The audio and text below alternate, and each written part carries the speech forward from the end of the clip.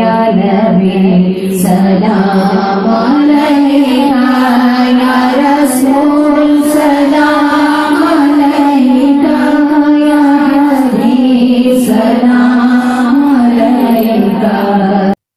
औज़ु बिल्लाहि मिनश्शैतानिर्रजीम बिस्मिल्लाहिर्रहमानिर्रहीम। अस्सलामु अलैकुम। 5 वक्त की नमाज की पाबंदी कीजिए। ज़बान पर इस्तग़फ़ार और दरूद शरीफ का विर्द जारी रखा कीजिए। सल्लल्लाहु अलैहि व आलिहि वसल्लम। इन्ना लिल्लाहि व इन्ना इलैहि राजिऊन। इस आयत की बहुत फजीलत है। किसी चीज़ के खोने, चले जाने, ना मिलने, किसी नुकसान से बचने के लिए और किसी के फौत होने की खबर सुनकर पढ़ी जाती है। इस आयत को अगर सुबह पढ़ें तो इंशाअल्लाह कोई मुसीबत परेशानी कभी भी नहीं आएगी। इस आयत को गम मुसीबत परेशानी में बकसरत पढ़ना चाहिए।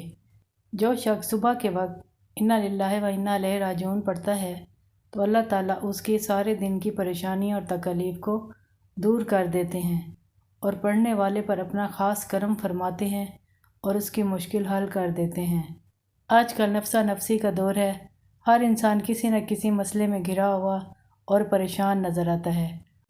आप ये वजीफ़ा ख़ुद भी कीजिए और सदका जारिया समझकर अपने दोस्तों और अज़ीज़ रिश्तेदारों तक भी इसे पहुँचाइए। वजीफ़ा ये है, आपने इन्ना लिल्लाहि व इन्ना इलैहि राजिऊन को सुबह के वक्त 30 मरतबा पढ़ना है और फिर इसके पढ़ने के फ़वाइद देखकर आप ख़ुद हैरान होंगे। अल्लाह ताला हमें अच्छी बात कहने और सुनने की हिम्मत और तौफ़ीक अता फ़रमाए और हम सब की ज़िंदगियों से गम, मुसीबत और परेशानियों को दूर फरमाए। आमीन। आज के लिए इतना ही।